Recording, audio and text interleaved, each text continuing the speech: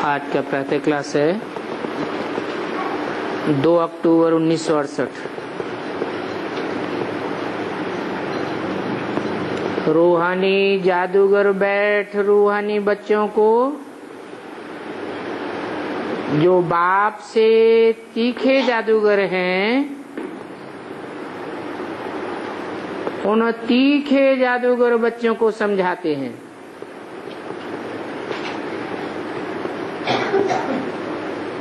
पूछते हैं तुम यहाँ क्या कर रहे हो? यहाँ बैठे बैठे कोई चुरपुर न हो संकल्पों की। बाप अथवा साजन सजनियों को युक्ति बताए रहे हैं कि जब बाप के सामने बैठते हो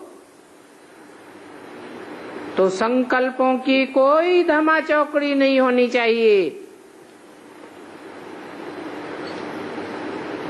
साजन कहते हैं यहाँ बैठे बैठे तुम क्या करते हो? अपन को तुम ऐसा लक्ष्मी नारायण जैसा श्रृंगार रहे हो, ऐसा कोई समझेगा?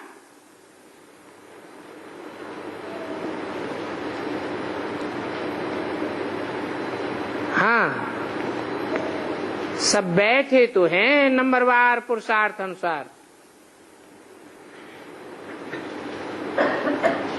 तो बाप कहते हैं यहाँ श्रृंगारी बनना है।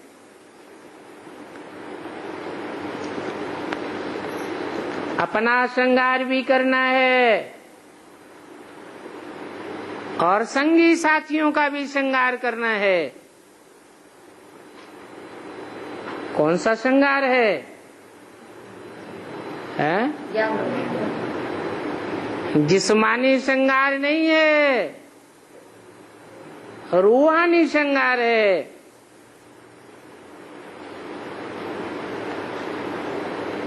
तुम्हारी एम ऑब्जेक्ट ही ये है, भविष्य में पुरी में जाने के लिए।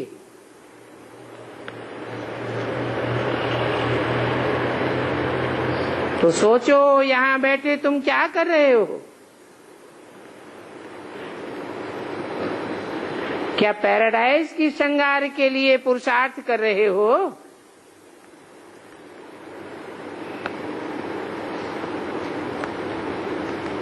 इस श्रृंगार के लिए क्या कहेंगे? कमाई कहेंगे।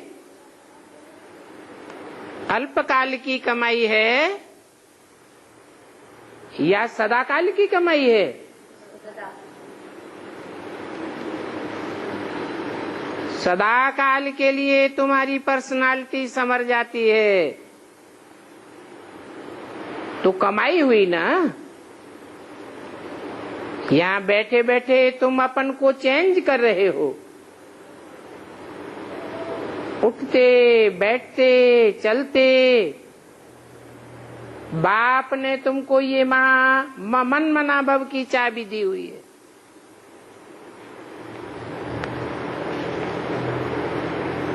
इस चाबी को लगाने के सिवाय और कोई भी फालतू बातें सुना करके टाइम वेस्ट मत करो।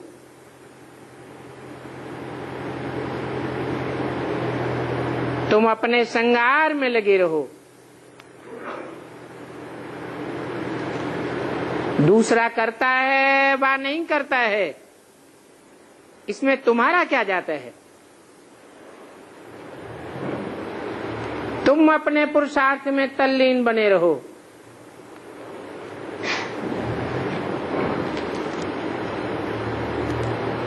कितनी समझ की बात है। कोई नया सुनेगा तो जरूर बंडर खावेगा।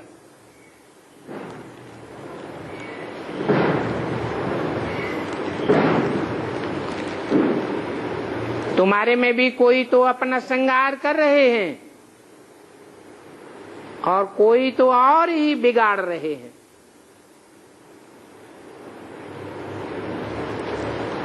कोई झरमुई झगमुई की बातें बुद्धि में चलती रहती है, टाइम वेस्ट करते रहते हैं। पर चिंतन आदि में कितना टाइम बर्बाद करते हैं। तो बाप बच्चों को समझाते हैं, तुम सिर्फ अपन को देखो कि हम क्या कर रहे हैं। स्वचिंतन कर रहे हैं या परचिंतन में लगे हुए हैं। बाप ने बहुत छोटी युक्ति बताई है सबको। क्या? मन्मना भव, अपने मन को मेरे मन में तिरोहित कर दे। बस ये एक ही अक्षर बस है।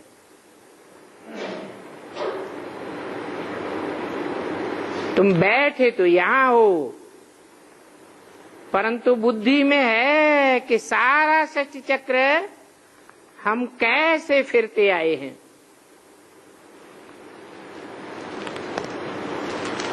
अभी हम फिर से विश्व का श्रृंगार बन रहे हैं।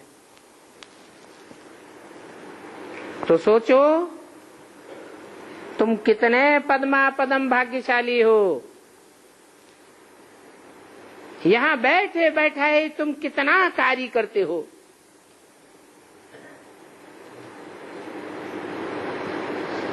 कोई हाथ पांव तो नहीं लगाते हो, सिर्फ मन बुद्धि से विचार करने की बात है। तुम कहेंगे हम यहाँ बैठे बैठे ऊंचे ऊंचे विश्व का श्रृंगार कर रहे हैं। तो देखो ये मन मना भव का अक्षर कितना अच्छा है। इस योग से ही तुम्हारे सभी पाप भस्म हो करके तुम्हारी आत्मा कंचन बन जाएगी। आत्मा में से सारी खाद निकल जाएगी।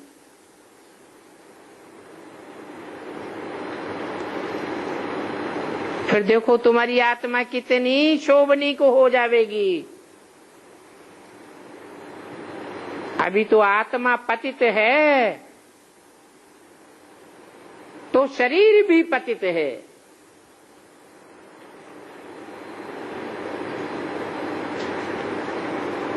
पतित शरीर की कालिमा में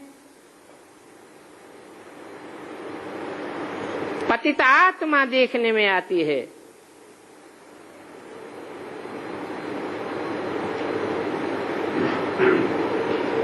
पावन बनेंगे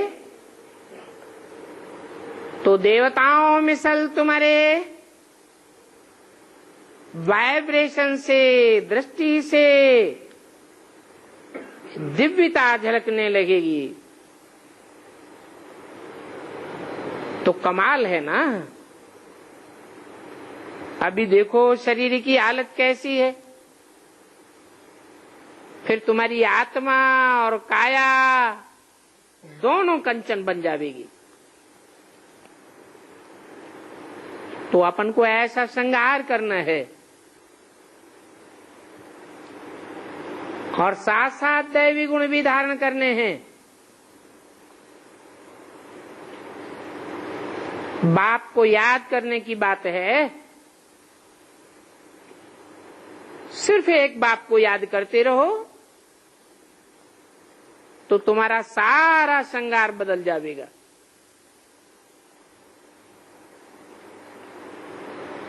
फिर तुम बाप से भी बड़े जादूगर हो जावेंगे।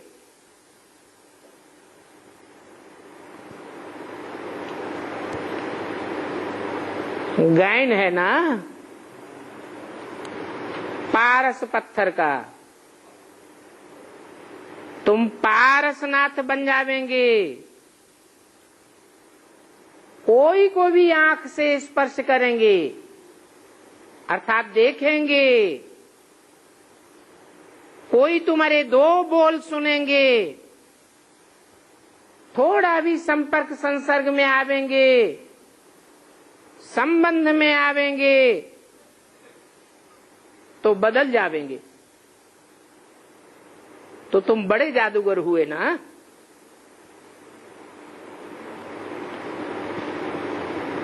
तुमको युक्ति बताते हैं, ऐसे ऐसे करने से तुम्हारा श्रृंगार बन जाएगा। अपना श्रृंगार न करने से मुफ्त अपन को नुकसान पहुंचाते हो। अभी तुम समझते हो कि भक्ति मार्ग में हम क्या क्या करते थे।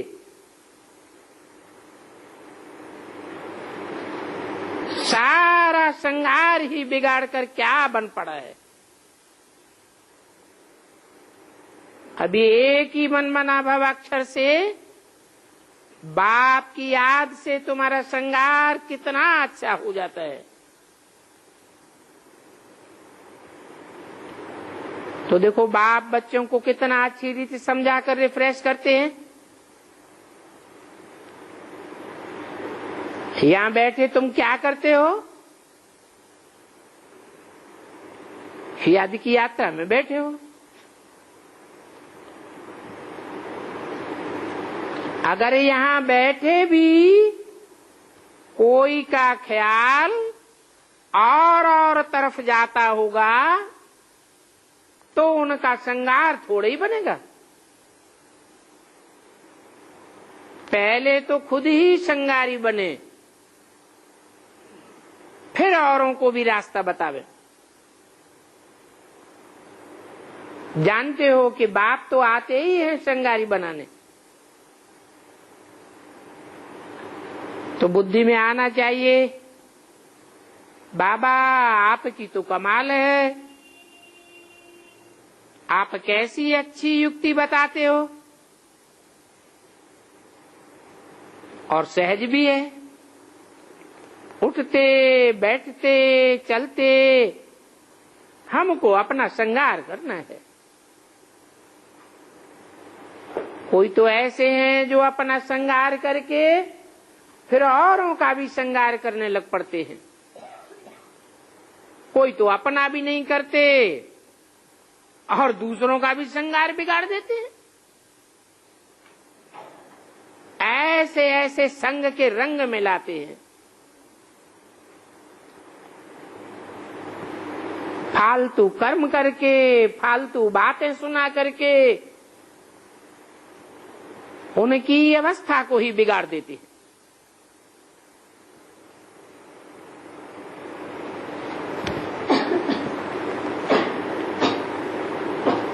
खुद भी श्रृंगारी बनने से रह जाते हैं तो दूसरों को भी नुकसान पहुंचाते हैं। तो बाप कहते हैं अभी अच्छी रीति सोच करो कि बाबा हमको कैसी कैसी युक्ति बताते हैं। भक्ति मार्ग के शास्त्र पढ़ने से ये युक्तियां नहीं आती हैं। वो शास्त्र तो भक्ति मार्ग के हैं। तुमको कहते हैं तुम किसी शास्त्र को नहीं मानते हो,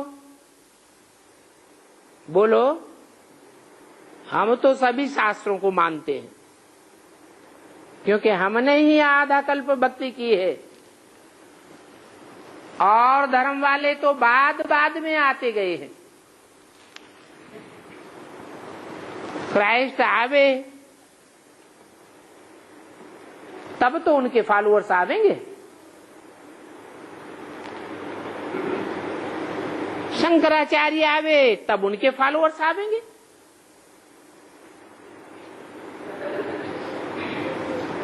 हम तो पूरा आधा कल्प भक्ति की है।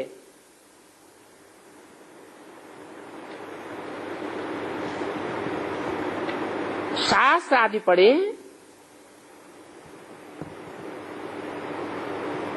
तो बताओ हम में से कौन ऐसा है जो शास्त्रों को नहीं मानता? क्यों? क्योंकि रात होती है तो दिन भी होता है, दिन होता है तो रात भी होती है।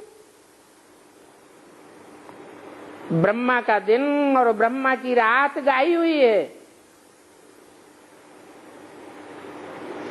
ब्रह्मा के दिन में सोजरा होता है, ब्रह्मा भी सोजरे में होगा तो ब्राह्मण भी सोजरे में होते हैं। ब्रह्मा की रात होती है तो ब्राह्मण भी अंधेरे में आ जाते हैं। तो हम तो शास्त्रों को भी मानते हैं। ये बेहद का दिन और बेहद की रात है। बेहद के दिन में एक ज्ञान सूर्य का प्रकाश होता है, वो है सतयुग और त्रेता रूपी दिन, जहां एक बाप का ज्ञान का प्रकाश हर मनुष्य आत्मा में सार रूप में समाया हुआ है। क्या है सार? मैं आत्मा ज्योति बिंदु। हर सेकंड ये सार समाया हुआ है।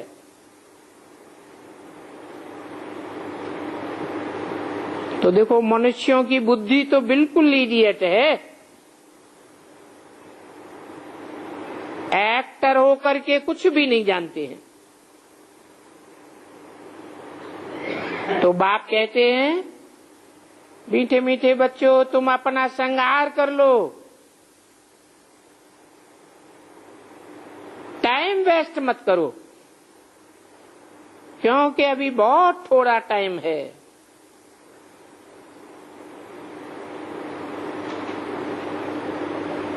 समय की इस गुह्य गति को समझने के लिए बड़ी विशाल बुद्धि चाहिए।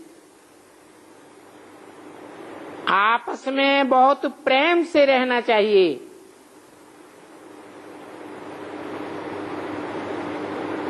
तुम्हारा टाइम मोस्ट वैल्यूबल है, क्योंकि तुम ही कौड़ी से हीरे जैसे बनते हो। और धर्म वाले अथवा उनके फॉलोअर्स तो हीरा बनते ही नहीं है।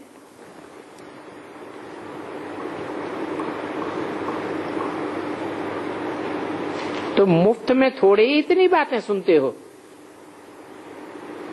ये कोई कथा है क्या? बाप तो एक ही अक्षर सुनाते हैं। जो बड़े बड़े आदमी होते हैं उनको जास्ती बात थोड़ा ही करनी चाहिए। बाबा तो सेकंड में जीवन मुक्ति देते हैं।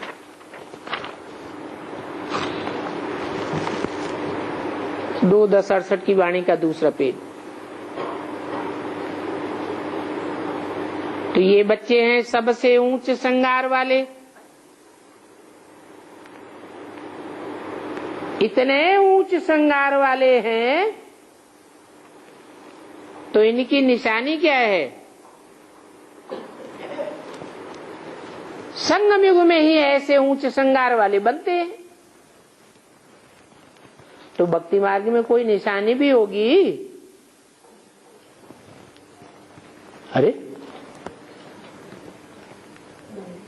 अरे कितने सुंदर सुंदर देवी देवताओं के श्रृंगारे हुए चित्र बनाए जाते हैं, मूर्तियां बनाई जाती हैं, देखने से ही खुश हो जाते हैं। जिन चित्रों को वो बहुत पूजते हैं। जितना बड़ा आदमी होगा उतना बड़ा मंदिर बना देंगे और उनके बड़े बड़े श्रृंगार करेंगे।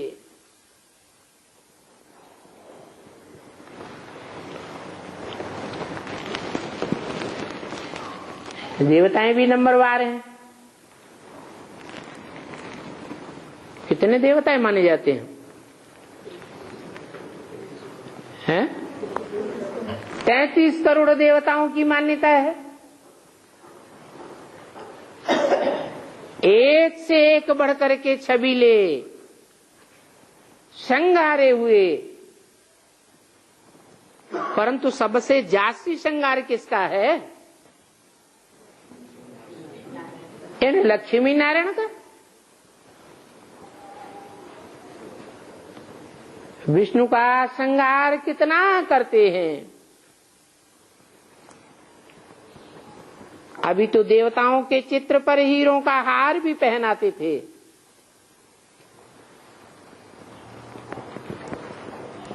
आगे ऐसा करते थे।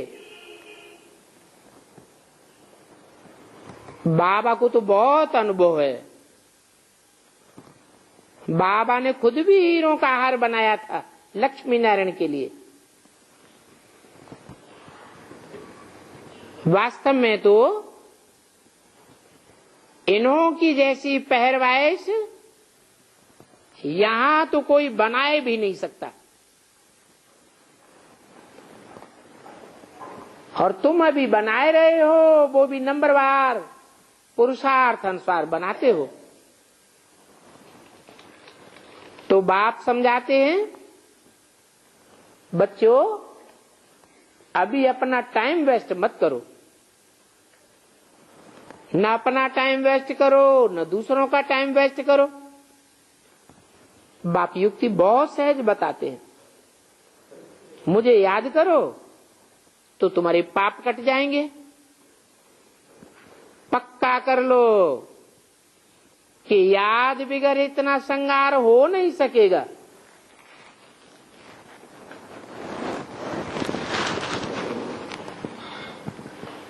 तुम जानते हो कि हम यह बनने वाले हैं, तो इसके लिए दैवी स्वभाव धारण करना है। इसमें कहने की भी दरकार नहीं रहती है, परंतु पत्थर बुद्धि होने के कारण सारी बातें समझानी पड़ती है। ऐसे तो ये समझाना है 1 सेकंड की बात। बाप कहते हैं, मीठे मीठे बच्चों, तुम अपने पाप को भूलने से कितना श्रृंगार खत्म कर देते हो। बाप तो कहते हैं, चलते फिरते उठते बैठते अपना श्रृंगार करते रहो।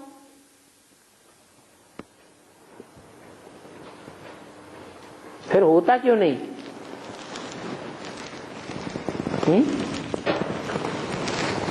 चलते फिरते उठते बैठते हर समय याद ठहरती क्यों नहीं है?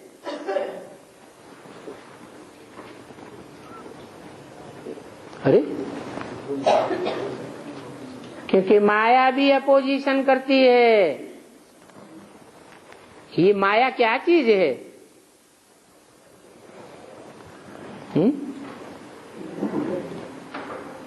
माया मां माने नहीं, आया माने आया। ये ना आया होता माया रावण तो अच्छा था।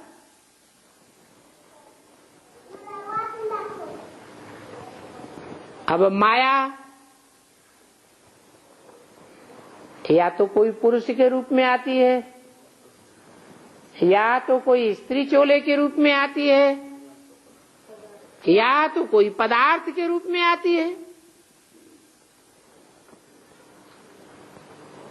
ये बार बार क्यों आती है?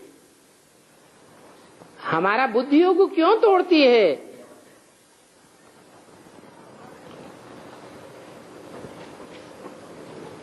बिना बुलाई आती है क्या? नहीं, बिना बुलाए ही तो आती है। हम बुलाते हैं क्या? हाँ, हम तो और बाबा से कहते हैं, बाबा इस माया को समेट लो। तो हम थोड़े ही बुलाते हैं। बिना बुलाए आती है कि बुलाने से आती है? बिना बुलाए आ जाती है। क्यों? पूर्व जन्मों में 63 जन्मों में उन मायावी आत्माओं को हमने आवाहन नहीं किया था, है? कोई दूसरे का आवाहन किया हुआ हमारे पास आ जाते हैं। अरे संग का रंग किसने लिया? हमने अपनी स्वेच्छा से लिया, यही तो कहेंगे। तो प्रत्यक्ष रूप में हम भला आवाहन नहीं करते हैं, परंतु 63 जन्मों की हमारी ही कमजोरी है, जो जन्म जन्मांतर हम नए नए आत्माओं को नए नए रूपों में आवाहन करते रहे हैं। नहीं तो भक्ति मार्गीय रावण राज्य में भी शुरुआत में भक्ति मार्ग सतो प्रधान था या तमो प्रधान था? कितना सतो प्रधान था? इतना सतो प्रधान था कि भक्ति के आदि में एक शिव बाबा की भक्ति करते थे, अब भी विचारी भक्ति करते थे। तो सतो प्रधान भक्ति थी या तमो प्रधान भक्ति थी? सतो प्रधान भक्ति थी।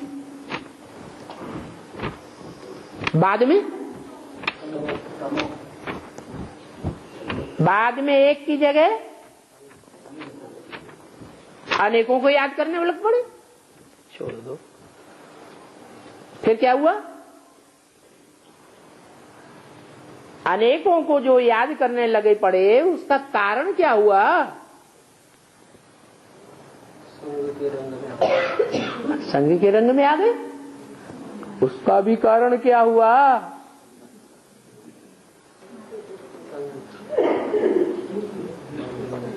ढेर के ढेर लोगों के संग के रंग में 63 जन्म में आए, इसका भी कारण क्या हुआ? कारण माने बीज। बीजारोपण कहाँ हुआ?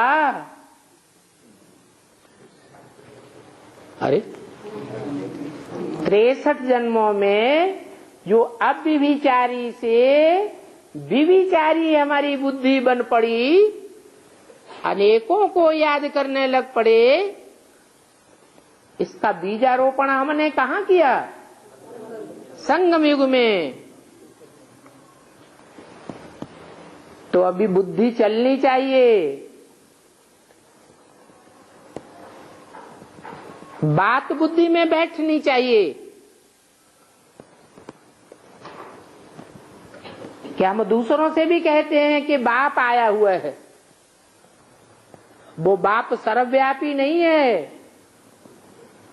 क्या है? एक व्यापी बाप आया हुआ है।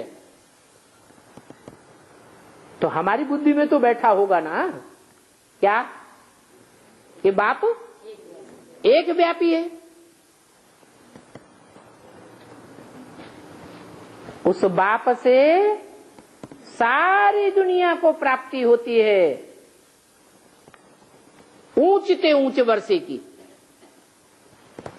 वो सुख शांति का वर्षा है, और हमको अति की प्राप्ति होती है। और धर्म की आत्माओं को आधा सुख और आधा दुख, और हमको पौना हिस्सा या उससे भी ज्यादा सुख, बाकी चौथाई से भी कम दुख मिल, उसमें भी नंबरवार। कोई आत्माएं तो 82-83 जन्म भी सुख में रहती है।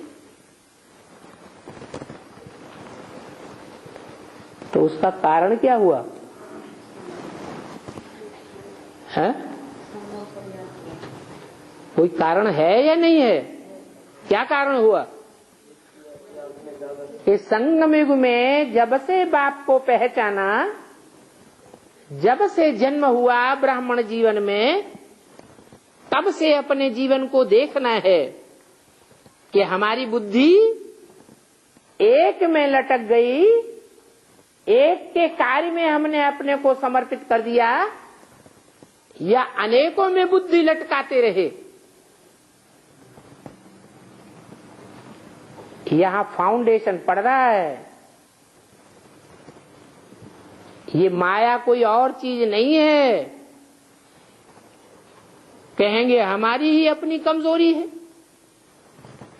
कि सब कुछ जान करके, बूझ करके, समझ करके फिर भी हम माया रावण की चक्करी में फंस जाते हैं। ये समझना 1 सेकंड की बात है।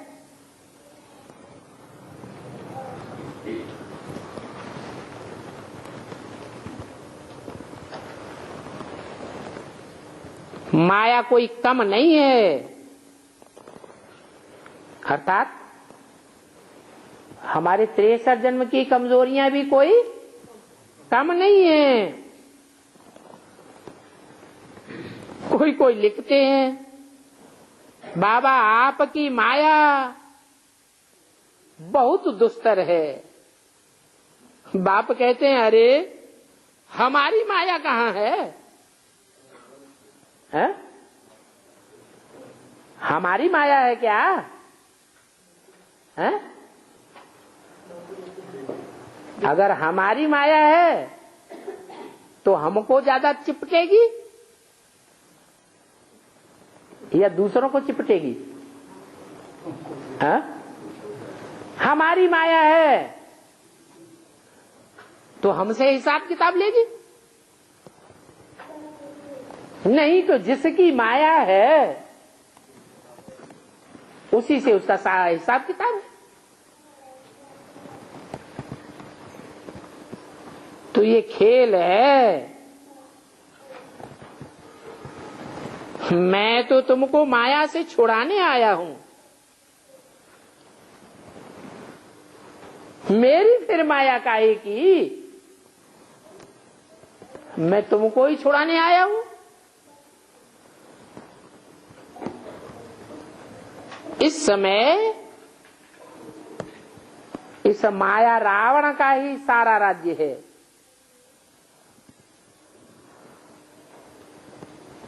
तो बाप समझाते हैं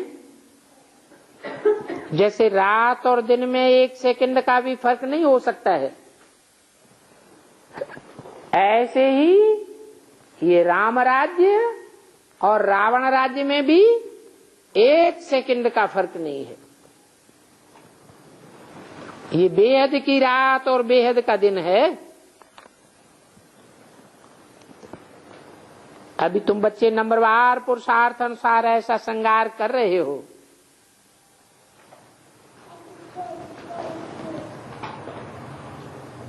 परंतु बाप कहते हैं बच्चे तुमको चक्रवर्ती राजा बनना है।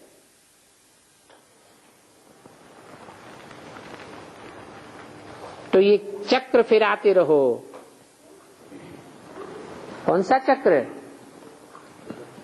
है? ये स्वदर्शन चक्र फिराते रहो। संगम युग में ही अपनी आत्मा के 84 जन्मों के पार्ट को बुद्धि में फुराते रहो।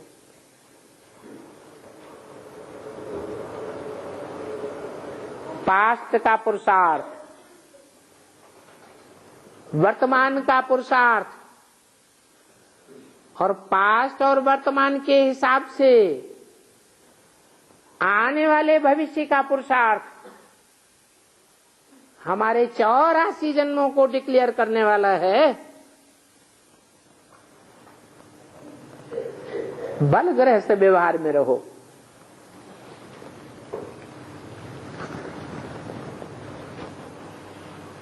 परंतु इस पुरुषार्थ में तो बुद्धि से काम लेना है।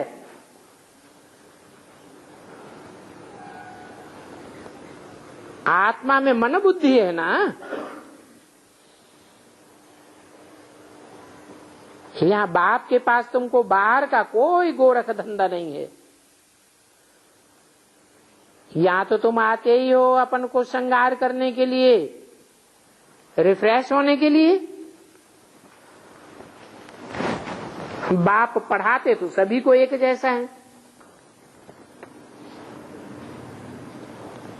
यहाँ बाप के पास आते हैं नए नए पॉइंट्स सन्मुख सुनने के लिए,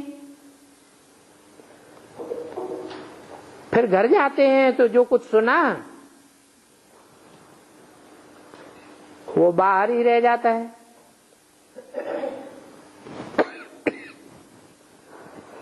यहां से बाहर निकलने से ही झोली छट जाती है, क्योंकि जो कुछ सुना है उन बातों पर अच्छी रीति मनन चिंतन मंथन नहीं करते हैं। तुम्हारे लिए तो यहाँ एकांत की बहुत अच्छी जगह है।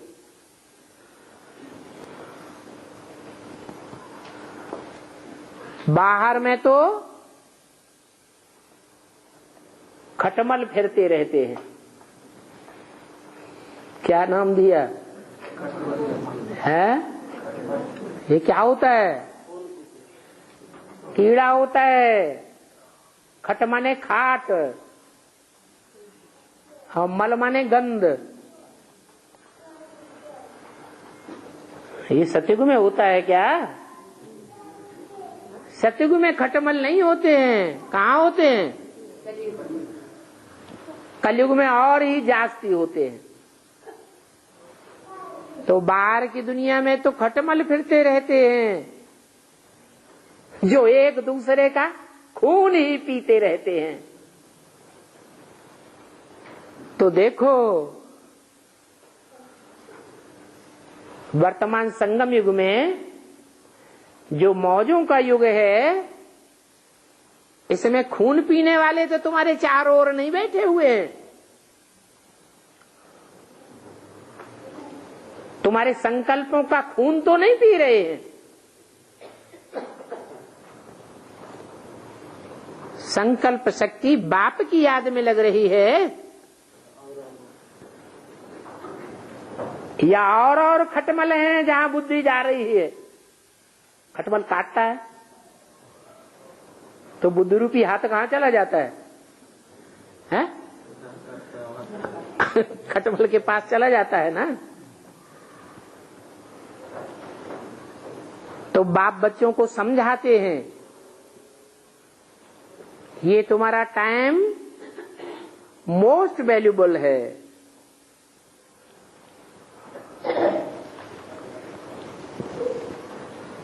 इनको तुम वेस्ट मत करो। अपन को श्रृंगारने की बहुत युक्तियां मिलती हैं। अभी इन शास्त्रों का भूसा तो बुद्धि से निकाल दो।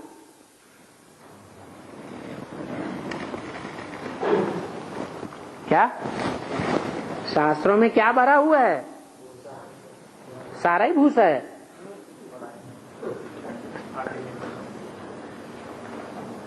भूसा बहुत है और दाना कम है।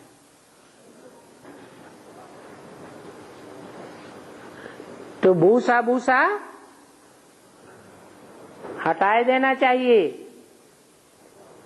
और दाना ग्रहण कर लेना चाहिए। दाना क्या है? दाना है सार। बीज को क्या कहते हैं? बीज को सार कहा जाता है।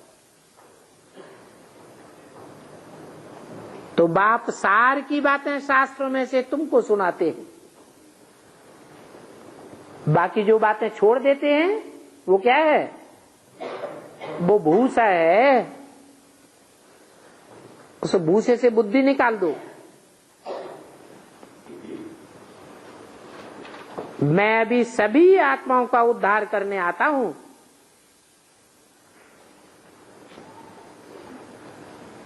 और तुमको तो विश्व की बादशाही देने आता हूं।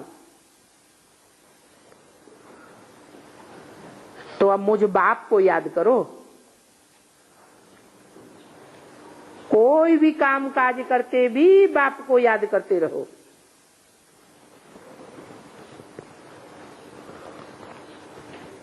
क्योंकि इतनी सभी ढेर की ढेर आत्माएं एक बाप की आशुक हैं।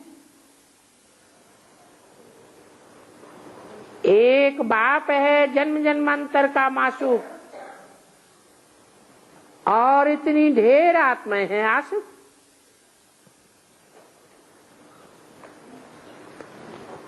वो सभी जिस्मानी कथाएं कहानियां आदि तुमने बहुत सुनी है, आशुक माशुक वाली। फिल्मों में भी क्या दिखाते हैं? आशुक माशुक की कथाएं कहानियां बैठ बैठ बनाई। अभी बाप कहते हैं वो सब कथा कहानियां फिल्म आदि भूल जाओ, भक्ति मार्ग में तुमने मुझे याद किया और प्रतिज्ञा भी की कि हे भगवान जब आप आवेंगे तो हम आपके ही बनेंगे।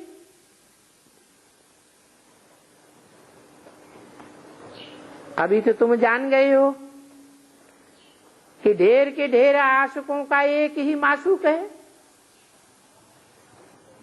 भक्ति मार्ग में तो कोई भी उनको नहीं जानते हैं। क्या कहते हैं? नहीं जानते हैं।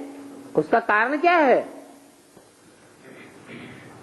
सर्वव्यापी समझ लेते हैं तो जानना न जानना बराबर हो गया।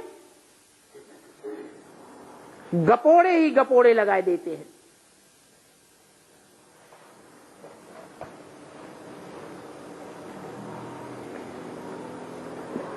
शास्त्रों में ही लिखा हुआ है, वेद की ऋचाओं में ही लिखा हुआ है कि हे भगवान हम पहले तुम्हें सर्वव्यापी नहीं मानते थे, अब सर्वव्यापी मानते हैं।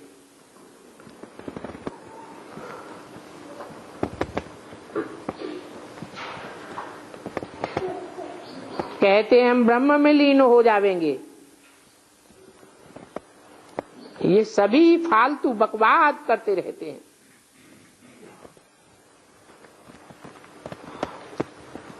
बाप कहते हैं एक भी मनुष्य मोक्ष को नहीं पा सकता, सदा काल के लिए ब्रह्म में लीन हो नहीं सकता। अल्पकाल के लिए हो सकता है?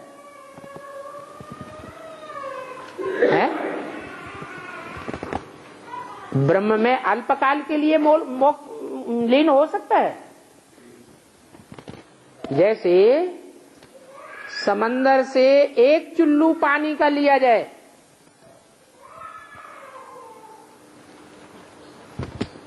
वो समंदर का अंश है, और चुल्लू पानी को पानी में समंदर में मिलाए दिया जाए तो लीन हो जाता है या नहीं? हैं? लीन हो जाता है। वापस आ सकता है? नहीं। वो मिसाल देते हैं जड़ सागर का और उसमें से लिए हुए चुल्लू भर पानी का। अब ऐसे तो है नहीं। कि आत्माएं जो हैं वो सागर में से लिए हुए बूंद बूंद बूंद बूंद हैं? नहीं। आत्माएं अविनाशी हैं या विनाशी हैं? आत्माएं तो अविनाशी हैं। वो अविनाशी आत्माओं के स्वभाव संस्कार जो 5000 वर्ष के ड्रामा उनमें भरा हुआ है, पार्ट भरा हुआ है, वो विनाश हो नहीं सकता। तो लीन होने का तो सवाल ही नहीं होता। ब्रह्मलोक में आत्माएं जाकर के विराजमान तो होंगी, परंतु लीन नहीं होंगी। इसलिए बाप कहते हैं अभी सिर्फ एक अलफ को याद करो। ये नहीं कहा बिंदु को याद करो। किसको याद करो? बिंदु याद करना है तो अपनी आत्मा रूपी बिंदु को याद करो। ये आत्मा रूपी तुम्हारी बैटरी है। बैटरी जन्म जन्मांतर का पार्ट बजाते बजाते सुख भोगते भोगते खाली हो गई है। इसको भरपूर करना है तो उस ज्योति बिंदु को याद करो जिसका नाम सदाशिव है, जिसका नाम कभी बदलता नहीं है। उसकी आत्मा का ही नाम शिव है। वो सदैव कल्याणकारी है। वो कल्याणकारी बाप शिव इस सृष्टि में जब आता है तो सर्वव्यापी होकर नहीं आता है, एक व्यापी होकर आता है। उसे एक व्यापी बाप को याद करो तो तुम्हारी बैटरी चार्ज हो जाएगी। इसलिए कहते हैं अलफ को याद करो, बेपेटे से को नहीं याद करो। बिंदु को याद नहीं करना है। बिना शरीर के बिंदु चैतन्य है या जड़ है? जड़वत है। तुम्हें तो चैतन्य आत्मा का पार्ट बजाना है तो तुम्हारा ये श्रृंगार हो जाएगा। अभी तुम ये लक्ष्मी नारायण जैसे बन रहे हो तो तुमको स्मृति में आया कि अनेक बार हमने ये श्रृंगार किया है। कल्प कल्प बाबा आवेंगे और बाबा हम आपसे ही सुनेंगे, आपके सिवाय और कोई की भी बात नहीं सुनेंगे। कितनी गुही गुही पॉइंट्स बताता हूं। बाप ने कितनी अच्छी युक्ति बताई है। हम तो बारी जावेंगे ऐसे बाप पर। और ये भी जानते हो कि दुनिया में जो आशुक माशूक होते हैं वो सभी एक जैसे वफादार होते हैं कि नंबरवार होते हैं? नंबरवार होते हैं। एक जैसे तो नहीं हो सकते। और ये तो सभी आत्माओं का एक ही माशूक है।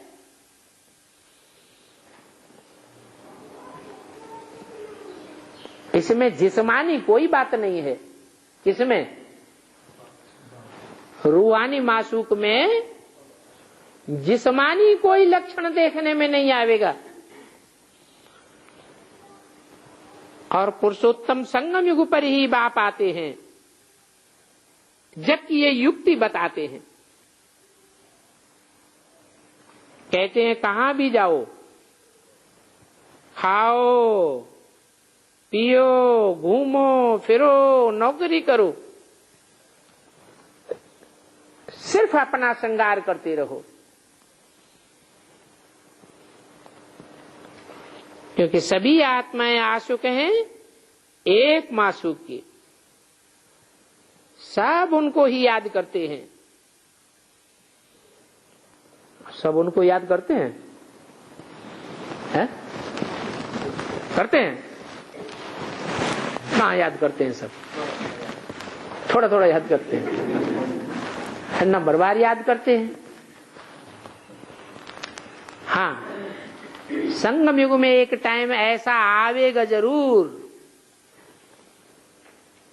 कि सभी आशुक आत्माएं उस एक मासूक बाप को याद करेंगी और कुछ भी उनको याद नहीं आवेगा। जब तक ऐसी स्टेज नहीं बनी है 500-700 करोड़ आत्माओं की, तब तक वापस परमधाम बाप के घर में नहीं जा सकते। तो उस समय के लिए बोला सभी उसे एक मासूक बाप को याद करते हैं।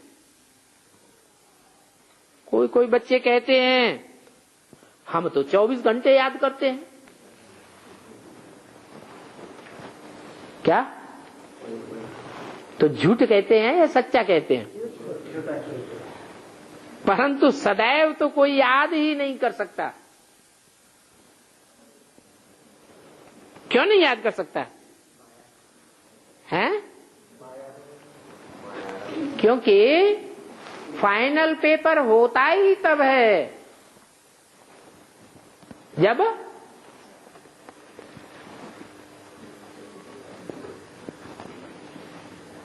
एक एक ग्रुप का होता है या सबका इकट्ठा होता है? हैं? ग्रुप्स बने हुए। तो जो जिस कक्षा का स्टूडेंट है उसका फाइनल एग्जाम होता है तो याद करने लग पड़ते हैं। परंतु अभी कोई 24 घंटे याद नहीं कर सकते। बहुत में बहुत 2-2.5 घंटे तक लिखते हैं। अगर कोई जास्ती लिखते हैं तो बाबा इस बात को मानता ही नहीं है। क्यों नहीं मानता है? बाबा को मान लेने में क्या मुसीबत आती है? अरे कोई दूसरा बोलता है हम 24 घंटे याद में रहते हैं तो उसे अपनी मस्ती में रहने दो। बाबा को मानने में क्या मुसीबत है? हाँ, क्योंकि बाप कहते हैं मैं जिस तन में आता हूं उसका नाम ब्रह्मा रखता हूं। तो पहले तो ब्रह्मा, बाद में नंबरवार ब्राह्मण बच्चे। तो बाप कहते हैं कि तुम दूसरों को स्मृति नहीं दिलाते हो तो कैसे समझें तुम याद करते हो?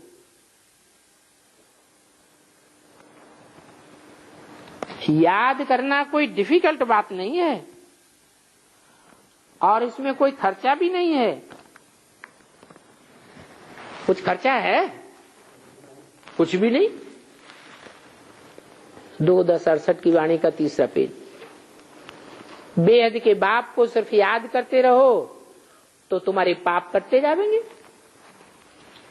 दैवी गुण भी धारण करने हैं, क्योंकि पतित तो कोई आत्मा शांति धाम व सुख धाम में जा ही नहीं सकती। बच्चों को कहते हैं सभी अपन को भाई भाई समझो। अभी 84 जन्मों का पार्ट पूरा होता है। ये पुराना चोला छोड़ने का है। ड्रामा देखो कैसा बना हुआ है। ये भी तुम जानते हो नंबरवार पुरुषार्थ अनुसार। दुनिया में तो कोई भी कुछ नहीं समझते हैं, तो हरेक अपने अंदर से पूछे, क्योंकि बाप थोड़ा ही अंतर्यामी है। जो एक एक के अंदर को बैठ देखेंगे तो हरेक अपने से पूछे। क्या पूछे? कि हम बाप की मत पर चलते हैं, जितना जितना बाप की मत पर चलते हैं उतना उतना श्रृंगार भी अच्छा होगा। अगर बाप की मत को डिसऑबे करते हैं, अवज्ञा करते हैं, नाफरमानी करते हैं, तो रिजल्ट क्या होगा 84 जन्मों में?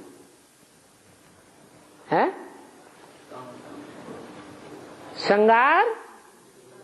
श्रृंगार बिगड़ जाएगा। क्योंकि जब नाफरमानी करते हैं बाप के सामने, तो देवान आता है या नहीं आता है? अपना देह अहंकार आ जाता है। तो बाप 5 विकारों में से 4 विकारियों को तो पूरा ही माफ कर देते हैं, लेकिन अहंकारी को माफ ही नहीं होती है। सारा श्रृंगार बिगड़ जाएगा।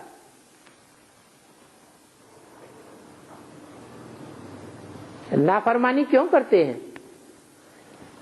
अवज्ञाकारी क्यों बनते हैं?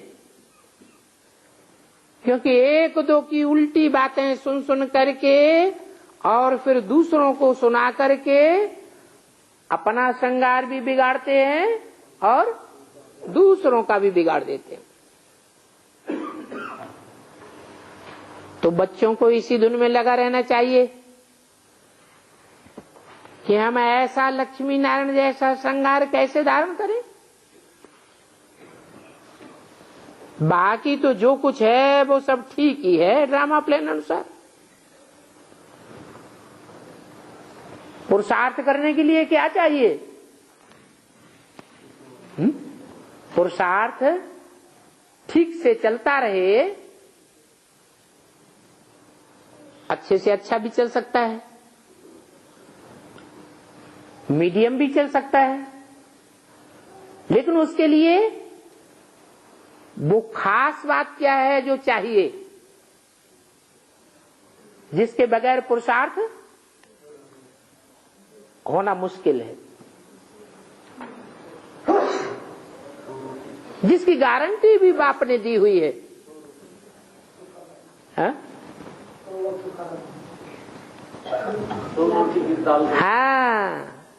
बाप ने गारंटी दी है, मेरे बच्चे कभी भूख नहीं मर सकते। मेरे बच्चे कौन? बाप के बच्चे हैं, तो बाप का धंधा करने वाले होंगे या रावण का धंधा करने वाले होंगे? बाप का धंधा करने वाले। जो बाप का धंधा सो बच्चे का धंधा। तो जो ईश्वरीय सेवा में लगे रहते हैं, थोड़ा लगे रहते हैं या ज्यादा लगे रहते हैं, माने सेवा को प्रेफरेंस देते हैं, उनको क्या चाहिए? 2 रोटी चाहिए। 2 रोटी कोई को मिलती रहे और कुछ न मिले, क्या भले जंगल में भी रहना पड़े, कपड़ा भी न मिले, तो पुरुषार्थ चल सकता है या नहीं चल सकता है? चल सकता है। तो बाप कहते हैं सिर्फ पेट के लिए रोटी आराम से मिलती रहे, पेट का खर्चा जास्ती नहीं है। 8 आने में पेट पूर्ति हो सकती है। हा? ये कब की वाणी है? तो महंगाई भत्ता बढ़ाएंगे कि नहीं बढ़ाएंगे? हाँ, महंगाई भत्ता तो बढ़ाना पड़े। तो उस हिसाब से पेट को पाव भर आटा चाहिए। 1 पाव आटे में नमक मिला लो, रोटी खाते रहो रोज, तो मर जाएंगे कि जिंदा रहेंगे? जिंदा तो रहेंगे। हंस रहे?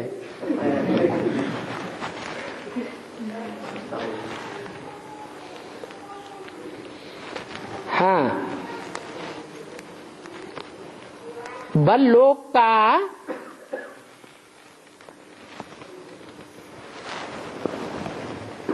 चार आना भी खर्चा होता है।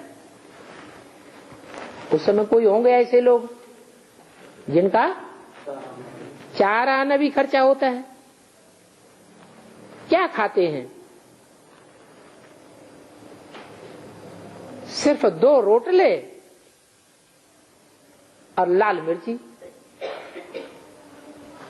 नमक की रोटी और लाल मिर्ची। देखो फिर भी कितने ताकतवान देखे जाते हैं। बूढ़ी बूढ़ी माइयां भी कितना बोझ उठाती हैं।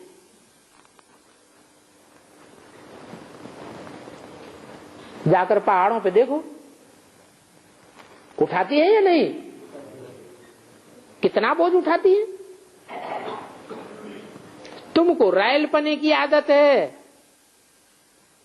और उन माइयों को गरीबी की आदत है। बल तुम सन्यासी हो, परंतु बेहद के सन्यासी हो, राजयोगी हो, तो तुमको न बहुत ऊंचा और न बहुत नीचा बल खाओ, परंतु जवान नहीं हिर जानी चाहिए। और 1-2 को याद भी दिलाते रहो। शिव बाबा याद है, वर्षा याद है, विश्व की बादशाही याद है। विचार करो, यहां बैठे बैठे भी तुम्हारी क्या कमाई होती है। इस कमाई से तुमको अपरम अपार सुख मिलने हैं। काहे से? सिर्फ याद की यात्रा से, और कोई तकलीफ नहीं है। भक्ति मार्ग की रात में मनुष्य देखो कितने धक्के खाते हैं। अभी बाप श्रृंगारने के लिए आए हैं तो फिर अपना अच्छी रीति ख्याल करना चाहिए। भूलो मत, माया बुलाई देती है, फिर तो टाइम बहुत वेस्ट कर देते हैं। तुम्हारा ये बहुत वैल्यूएबल टाइम है। पढ़ाई की मेहनत से मनुष्य क्या से क्या बन जाते हैं। बाबा तुम्हारे को और कोई तकलीफ नहीं देते हैं, सिर्फ कहते हैं बाप को याद करो, बस। कोई किताब आदि भी उठाने की दरकार नहीं। बाबा कोई किताब उठाते हैं क्या? बाप कहते हैं मैं आकर के इस प्रजापिता ब्रह्मा द्वारा तुमको अडॉप्ट करता हूं, क्योंकि प्रजा है इतनी तो प्रजापिता भी चाहिए, मुखवंशावली तो चाहिए ना। वंशावली भी होंगे। बच्चे एडाप्टेड होते हैं तो बाप का वर्षा तो मिलने का ही है। तो बाप ब्रह्मा द्वारा एडाप्ट करते हैं, इसलिए उनको माता कहा जाता है। ये भी जानते हो बाप को आना जरूर है, और उनका एक्यूरेट आना है। एक्यूरेट टाइम पर आते हैं और अपने एक्यूरेट टाइम पर ही जावेंगे। दुनिया को तो बदली होना ही है। शास्त्रों में तो कुछ भी लिख दिया है, तो किसी की बुद्धि में भी नहीं आता है। बोलते हैं क्या सभी शास्त्र झूठे हैं? क्या व्यास भगवान झूठे थे? अरे भगवान कौन है ये भी विचारों को पता नहीं है। जबकि व्यास भगवान है तो फिर भगवान को पत्थर बित्थर सर्वव्यापी क्यों कह दिया? बिल्कुल ही अकल चट्ट खाते में चली गई। अभी बाप तुमको कितना अकल देते हैं तो बाप की मत पर चलना पड़े। स्टूडेंट्स जो पढ़ते हैं वो ही उनकी बुद्धि में चलता है। तुम भी ये संस्कार ले जाते हो, जैसे बाप के संस्कार हैं तुम्हारी आत्मा में भी वैसे ही संस्कार होने चाहिए। फिर जब यहां से जावेंगे तो वो ही पार्ट रिपीट होता रहेगा। नंबरवार पुरुषार्थ अनुसार। तो अभी अपने दिल से पूछो तो हमने कितना पुरुषार्थ किया है बाप को याद करने का, अपन को संगारने का। टाइम वेस्ट तो नहीं करते हो? बाप सावधान करते हैं वाहियात बातों में, कहा भी अपना टाइम मत गवाओ, बाप की श्रीमत पर सदैव कायम रहो, मनुष्य मत पर न चलो, मन मत पर न चलो। तुमको ये पता थोड़ा ही था कि हम पुरानी दुनिया में हैं, बाप ने बताया तो तुमने जाना। इस पुरानी दुनिया में कितने अपरम अपार दुख हैं, वो भी ड्रामा अनुसार पार्ट मिला हुआ है। ड्रामा अनुसार अनेक अनेक विघ्न भी पड़ते रहते हैं। बांदेलियां कितना पुकारती हैं, बाबा हमको इनसे छोड़ाओ। अब कोई एक द्रौपदी की बात थोड़े ही है, न उनको कोई 5 पति थे जो नगन करते। ये बातें तो शास्त्रों में बैठ बनाई है, बाकी ऐसे है थोड़े ही। सभा में कोई थोड़े ही किसी को नगन कर सकता है। जुआ आदि की बात भी शास्त्रों में लिखने से मनुष्य जुआ खेलना सीख गए। तो बाप समझाते हैं ये ज्ञान और भक्ति का खेल है, वंडरफुल ड्रामा है। इतनी छोटी सी आत्मा में सारा अविनाशी पार्ट मुदा हुआ है और वो पार्ट कब घिसता भी नहीं है। कितनी वंडरफुल बात है। अच्छा, मीठे मीठे रूहानी बच्चों को रूहानी बाप और दादा का याद प्यार गुड मॉर्निंग। रूहानी बच्चों को रूहानी बात याद।